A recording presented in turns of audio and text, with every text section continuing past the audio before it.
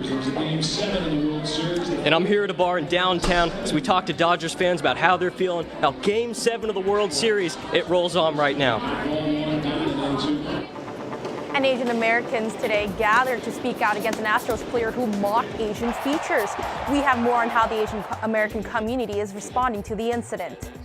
And today is the first day of open enrollment for coverage under the Affordable Care Act. We found out why enrollment numbers will be low this year. Annenberg TV News is coming up next.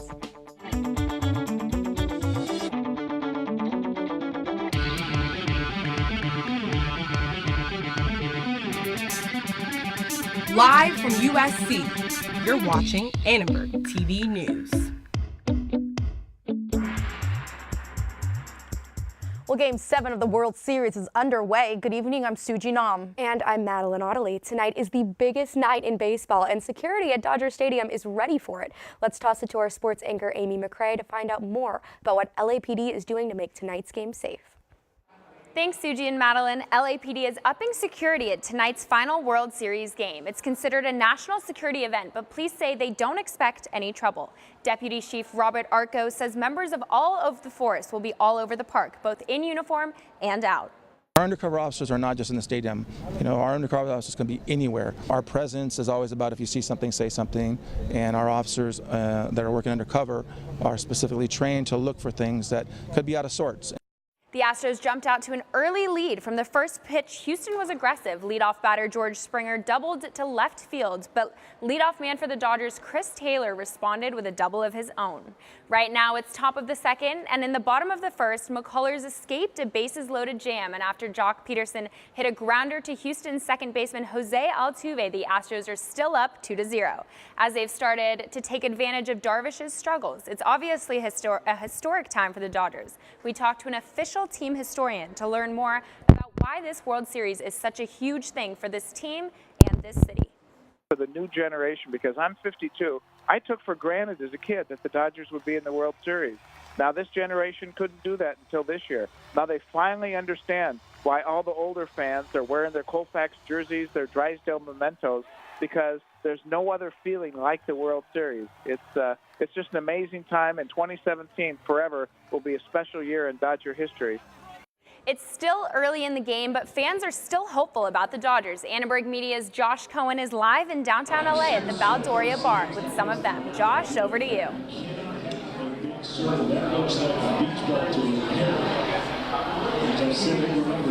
What's going on, guys? I'm out here at Baldoria, a bar in downtown LA, taking in the sights and sounds of Game 7 of the World Series, Dodgers and Astros. You can cut this tension with a knife as the Dodgers are trailing 2-0 right now. Look, this place is awfully quiet right now, but they're going crazy at times. Jock Peterson steps up to bat. Huge roar from the crowd here. And the big story here, the good news, if people are feeling a little tense, if they do get a homer from the likes of Jock Peterson, $1 whiskey shots for everyone. So, pretty exciting stuff here for the fans. Fans like Matt Perry here now joins me on camera. Matt, this game, pretty tense. How you feeling right now? A little nervous? I'm nervous. The beer is definitely helping me relax a little bit, but I've waited 25 years for this. I've been a Dodger fan my whole life. Drove an hour from Riverside just to be in downtown LA tonight just to watch the game and party afterwards because I'm confident we're going to win tonight. How about this atmosphere? Oh, this is a cool atmosphere. This is a cool little bar. This is a cool atmosphere. They got it streamed on the TV. It's going to get crazy in a little bit. It's only, what, the third inning? Yeah, exactly. No question. And finally, what would this mean to you if the Dodgers won it tonight? Oh, it'd mean everything. I've been, again, a Dodger fan my whole life. I was born in '92. We haven't been to the World Series since '88. So I would freak out. I just came out here to hang out with a bunch of Dodger fans, watch the game, go blue. There you go, Matt. Appreciate the time, man. Good luck to the Dodgers tonight. Thank you, man. Thank you. All right, well, as you just mentioned, the Dodgers looking to get their first World Series title since 1988. Absolutely crazy stuff. Here's some applause from the crowd. Some things going right, but a lot of baseball still to be played. And again, those $1 whiskey shots for the fans here. We'll see if it gets flowing here in just a bit, but right now, they're trailing the Astros 2-0. For Annenberg Media, I'm Josh Cohen. Back to you guys in the studio. Thank you so much for that, Josh. While baseball fans are excited for Game 7 of the World Series, some are still a little bit upset about a racist incident during Game 3. Annenberg Media's Hannah Wing spoke with Asian American leaders about their efforts to raise awareness. A group of Asian American leaders spoke out today about the insensitive slanted eye gesture by Houston Astros first baseman Yuli Gurriel. The gesture was aimed at Dodgers pitcher Yu Darvish, who is Japanese. This is not a Dodger thing, an Astro thing, a baseball thing. It's an American thing. That's what we want everyone to know. The incident took place in Game 3 in Texas when Gurriel hit a home run off Darvish. He went into the dugout and made a slanted eye gesture that deeply offended Asian Americans across the country. It was painful. It really was, because it brought back old memories of how I was treated in elementary school. So it still stays with you, and that's how come the community still feels a lot of hurt. Many are upset about how MLB Commissioner Rob Manfred suspended Gurriel for 5 games without pay in 2018. Major League Baseball acted swiftly to take action, but the action wasn't strong enough, and really feel like by putting it off, it kind of condones racism, especially against Asian Americans. Jeff Paschke, a pitcher in the Dodgers organization, says that the punishment is not enough. He doesn't care at all about missing 5 games without pay. He's making a ton of money. All they care about is winning the World Series, and I mean, it's literally less than slap on our wrist. Like, to him, it won't mean anything. Gurriel reached out to Darvish to privately apologize, but Darvish said it was no big deal. The people that you most want to reach and to teach the good lessons of baseball are the Little League players. They watch MLB players, the umpires, and of course, what they do and how they discipline. The decisions affect kids, both Asian and non-Asian, everywhere. It's a decision and perhaps a lesson for everyone. For Annenberg Media, I'm Hannah Wing. Now, terrorism charges have been filed against Saifullah Saipov, the man responsible for yesterday's deadly truck attack in New York City. The FBI also located a second man suspected of having a connection to the attack.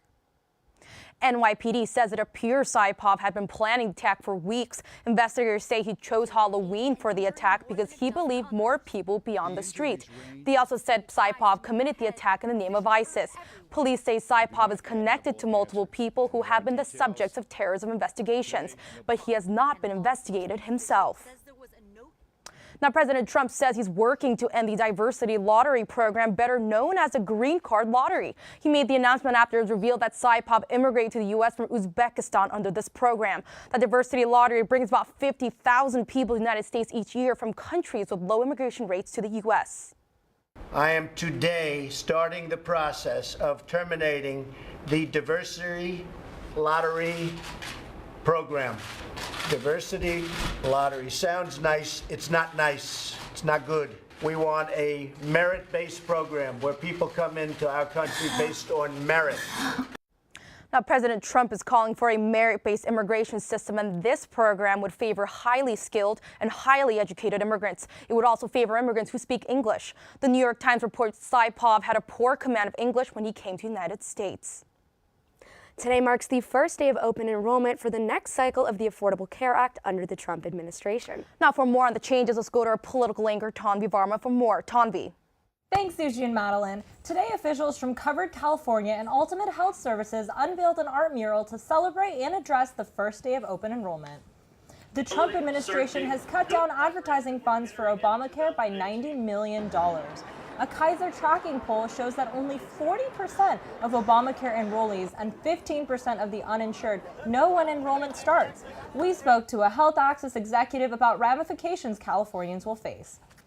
I mean, I think one of the things that's important for California to know is that even though the Trump administration tried to repeal the Affordable Care Act, they were not successful. And even though they've tried several administrative attacks, California has been able to withstand and shield consumers from the sabotage at the federal level. Obamacare opponents believe the cuts in funding are a positive step. We spoke to a conservative commentator about the significance of Trump's defunding. It's part and parcel of what he said, that it's not an efficient use of taxpayer money for a program that he has consistently said is failing. And Donald Trump is all about results. So he cut way back, and open enrollment's going to run. The enrollment period has been cut in half. The Kaiser poll found that only 25% of the enrollees and 5% of the uninsured are aware of that. To sign up, go to healthcare.gov or third-party websites. The senior vice president of news at NPR resigned today amid sexual harassment allegations that date back to the early 90s. Michael Oreskes responded to the accusations. He said, quote, "I am deeply sorry to the people I hurt. My behavior was wrong and inexcusable, and I accept full responsibility," end quote. According to some of the women who came forward, Oreski's made sexual advances during business meetings. Now, drivers can expect to see higher prices at the gas pump. Annenberg Media's Karina Sadie shows us why this increase is happening. A new gas tax today across California means that consumers are paying more at the pump. Another reason prices are up is that winter blends are replacing summer blends at the stations. While filling your tank with different gas may come as a surprise, it is nothing new. As the smog problem got to sort of a crisis level in the 1970s, the Air Quality Board came up with a number of strategies to reduce pollution. And one of them was to design a blend of gasoline that would burn more cleanly in hotter temperatures. With changing temperatures, gas is manufactured differently across the country to match the environmental conditions of the summer and winter. Experts say that neither blend creates more pollution than the other. California has a smoggy reputation, with 6 of the 10 most polluted cities in the U.S. A gas tax comes into effect today, and experts suggest that this could be a step in the right direction for more environmentally friendly solutions. This particular tax will contribute to climate change mitigation goals that are set by the California government, and it will help us to move towards sustainable transportation, even though it is a small tax and this is a small change, but we need to make this step. California drivers typically catch a bit of a break in the winter, but this year, the 6 to 12 cent gas tax makes winter prices similar to summer. For Annenberg Media, I'm Karina Sadie. American and Chinese filmmakers gathered today to discuss how filmmakers from the two countries can work better together. We have more on how USC students are involved in that conversation. And Day of the Dead celebrations are underway. Find out how LA's residents are celebrating. And LAPD was ticketing bikers on University again. We have more on what they give these tickets out for and how you can avoid getting one.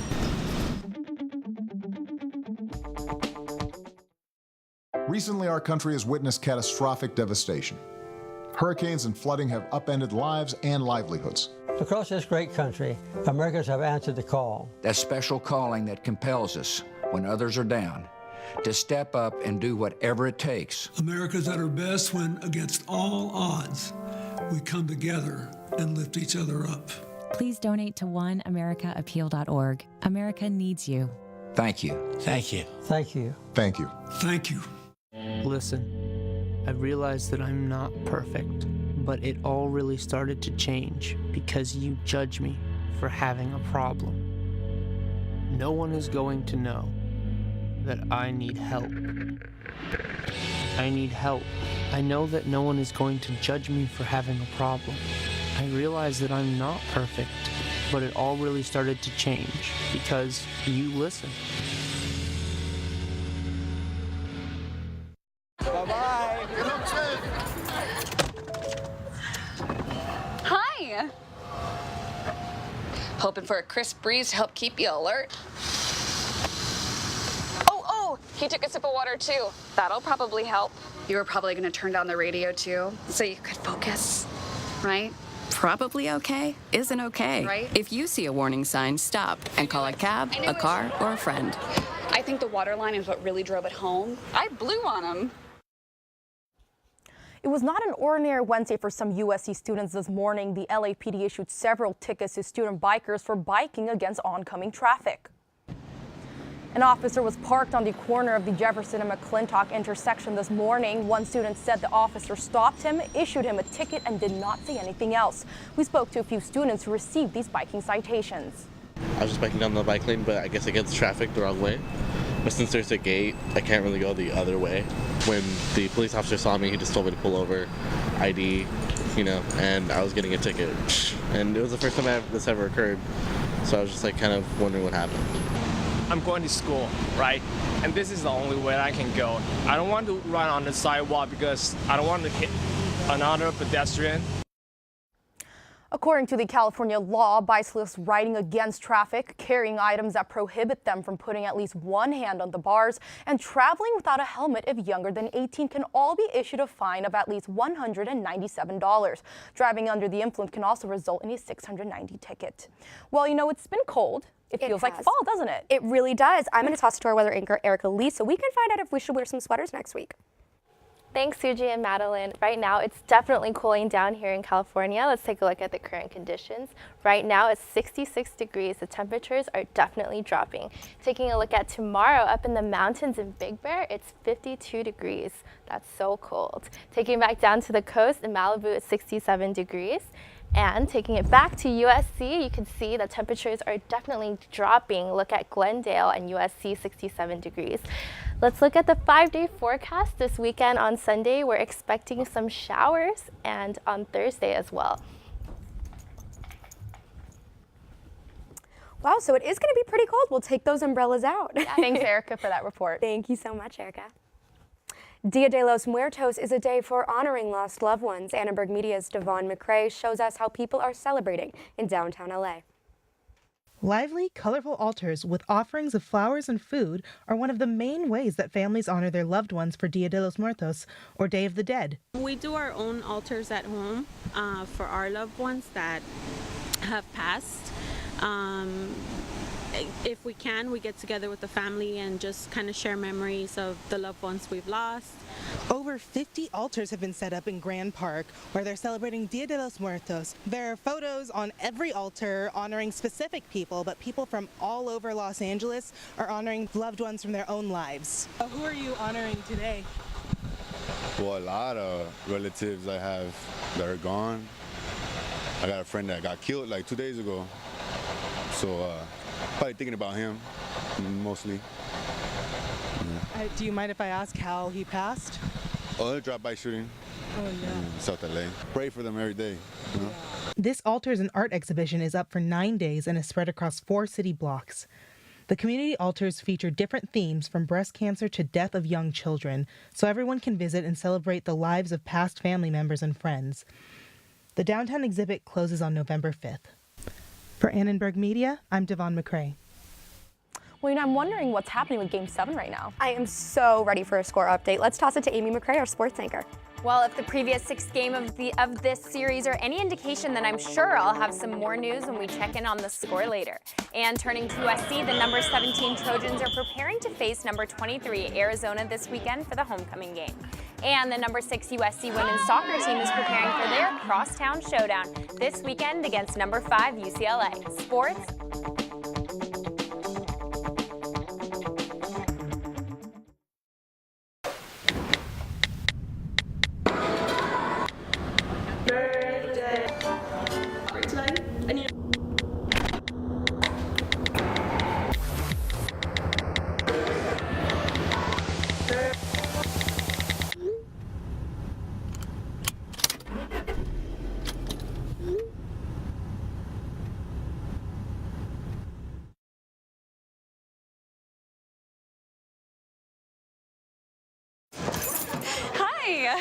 You think you're probably sober? Yeah. But you're thinking about taking the back roads home just in case. Why would you do that? Probably okay isn't okay. Call a cab, a car, or a friend. Good choice. Every year, 40% of all food in the U.S. never gets eaten.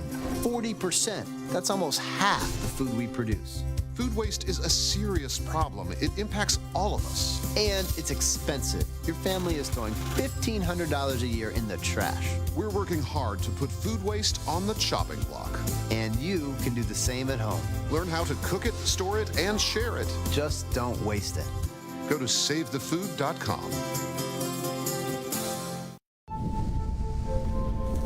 After 15 years of smoking, Eva Marie quit. There's a new lung cancer screening that could save her life.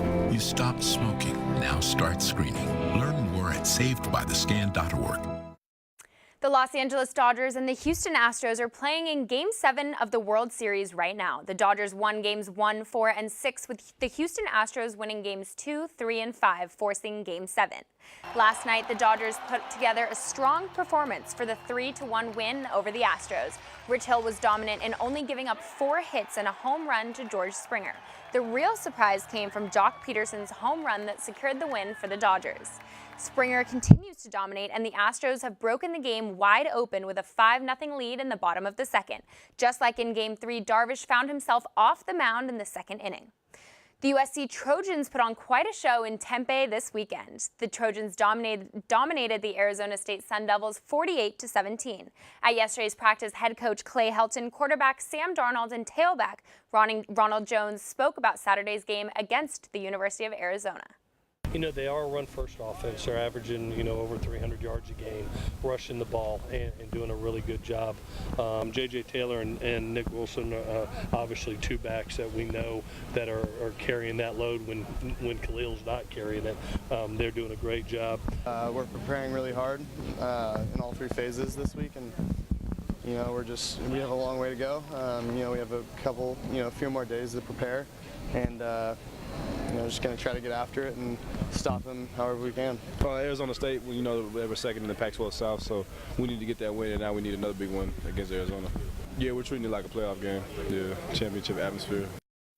Our correspondent Chloe Chrissy-Kopolis headed out to speak with the football team's head strength and conditioning coach, and they talked about how he gets the players prepared to play. Chloe, over to you.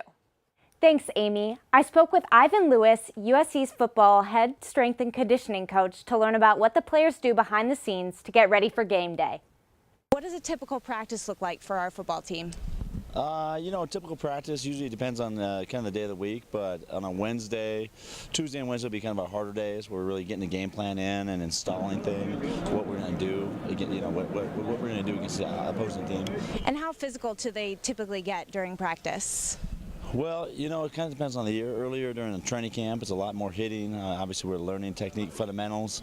Now, towards this time of year, it's really a lot more repetition. I noticed that we've had a lot of injuries. What sort of things have you guys been doing in order to prevent that from happening? Sure, that's a great question. Most of our injuries are kind of things that we have no control over. So, broken hands, broken bones, concussions, a lot of things that we can't really control. What we do control is like soft tissue injuries. Without a bye, how has that impacted practice? Have you had to ease off a little bit? I think, from the beginning we knew that we didn't have a bye week, so everything we've done is kind of in really preparation to keep our guys healthy. Have you seen an increased level of energy in the players coming off that big win against ASU? Yeah, I think anytime you win, you're excited, Anytime you lose, you kind of have a chip on your shoulder. So I think with our guys, I'm happy and proud of kind of how our guys react. Hopefully the team can keep that energy going for the rest of the week as they get ready to take on Arizona at home in the Coliseum on Saturday. Back to you, Amy. Thanks, Chloe. The preseason Associated Press poll for the men's basketball season was released today. Duke leads the way, taking the #1 spot with Michigan State in #2. But for the first time since the 1974-1975 season, the USC Trojans are in the top 10. They are holding the #10 spot and will look to prove their dominance on the court this season. Their first game is on Friday, November 10th at 7 p.m. in the Galen Center. To the field, the USC women's soccer team is preparing for their crosstown showdown against UCLA this weekend. The USC Trojans will be taking on the UCLA Bruins on Friday at 7 o'clock p.m. at UCLA. The women of Troy are currently 14-2-1. They are still looking to defend their national championship title. Across town, the UCLA Bruins are standing at 14-2-2, so it's sure to be a great match. The women of Troy are currently 14-1 and are still looking to defend this national championship title, as I said, and it should be a really, really great game. So can't wait for that. Back to the court, the USC women's volleyball team is standing at 16-7. The Trojans will take on the Sun Devils and the Wildcats at home this weekend. The last time USC faced these schools, they split their matches. They lost to the Wildcats but beat the Sun Devils. Junior libero Victoria Garrick was in studio earlier to talk about how the team is preparing to pick up a win over the Wildcats.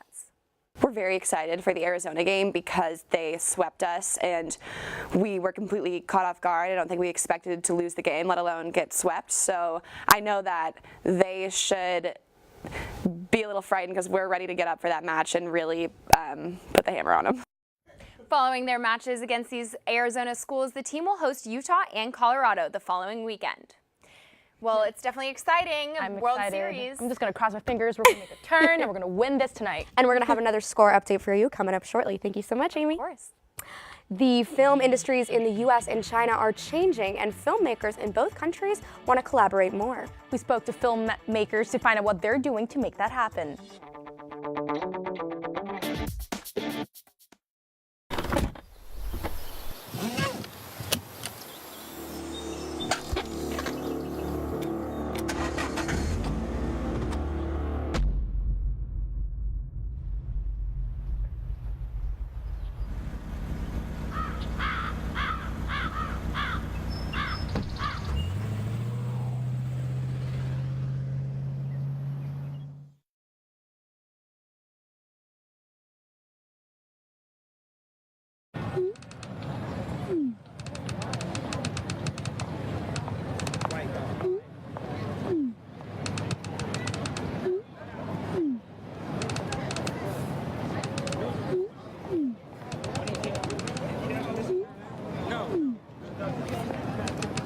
Don't ignore the subtext.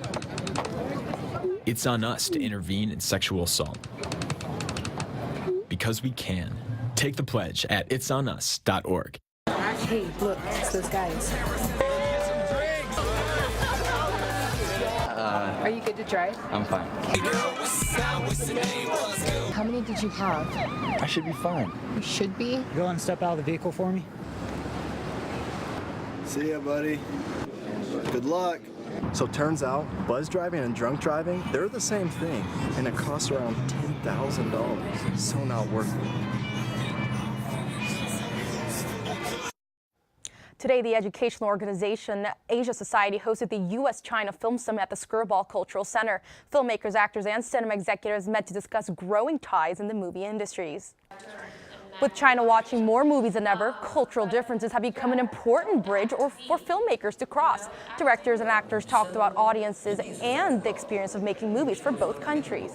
We were able to make a huge spectacle fantasy film in China with a Chinese crew, some American, some French Canadians, but 98% Chinese.